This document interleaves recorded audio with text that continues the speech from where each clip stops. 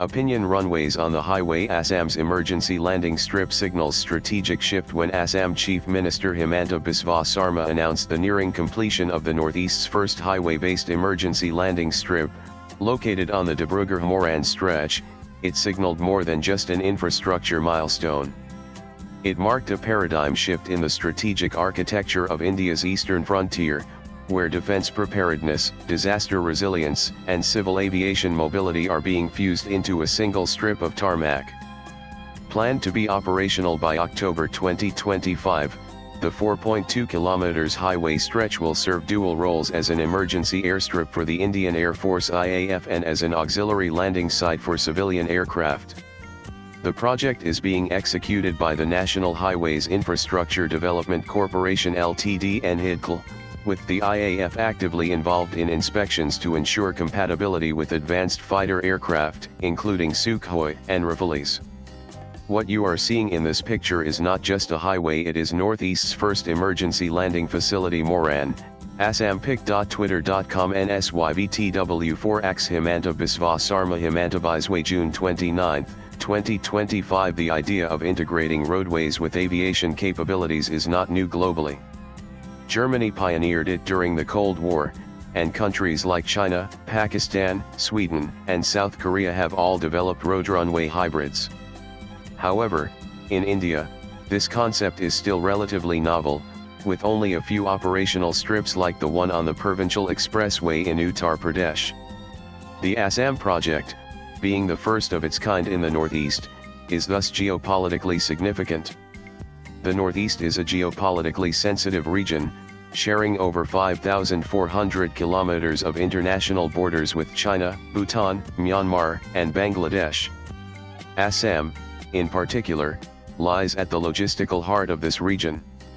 The Dibrugarh-Moran airstrip will serve as a forward support base for the Indian military, enabling quick deployment, emergency landings, and logistical resupply in the event of armed conflict or tensions along the Sino-Indian border.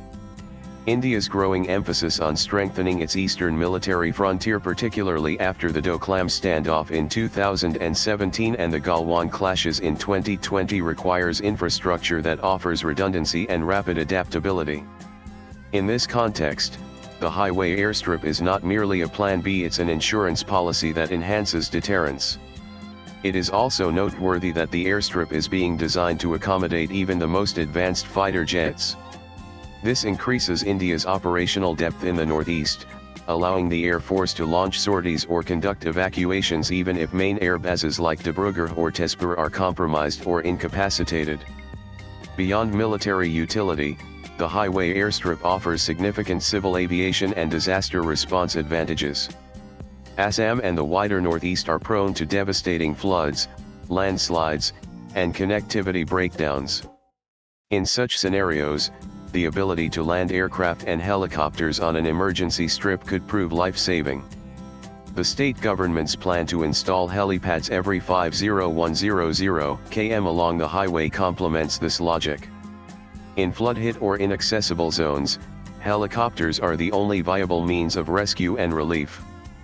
Pre-built helipads ensure that helicopters can land safely without delay or danger.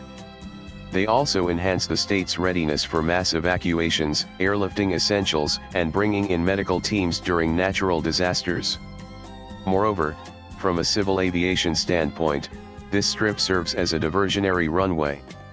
In case of adverse weather or technical failure at Dibrugarh Airport, passenger flights can make emergency landings on this highway stretch, potentially saving hundreds of lives. Another understated benefit is the symbolic and practical message this project sends about India's commitment to the Northeast. Often treated as peripheral in Delhi's planning imagination, the region is now becoming central to India's Act East policy. With economic corridors like Bharatmala and the expansion of national highways, the integration of civil and defense infrastructure accelerates regional connectivity, investment potential, and strategic deterrence. Projects like the Dibrugarh-Moran airstrip indicate that the region is no longer an afterthought.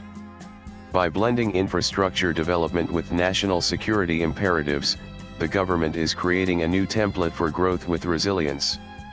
with 2 more emergency airstrips approved at Boramatihu in Lower Assam and another between Nagaung and Lumding. Vision is long-term. If executed efficiently, Assam could become a model for similar infrastructure in other vulnerable or border regions like Arunachal Pradesh, Sikkim, or even the western stretches of Rajasthan and Ladakh. The institutional collaboration between NHIDCL, the Ministry of Defense, and the Assam government also sets a precedent. Multi-agency coordination is often the Achilles heel of India's infrastructure projects. That this one is progressing, with trial landings expected as early as September 2025, is a rare administrative success story in India's federal structure.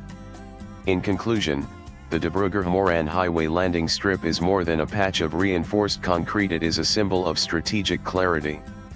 In one sweep, it addresses India's military preparedness, civil aviation safety, and disaster management. It binds together national security with civilian needs in a region that often falls victim to both geopolitical friction and natural disasters.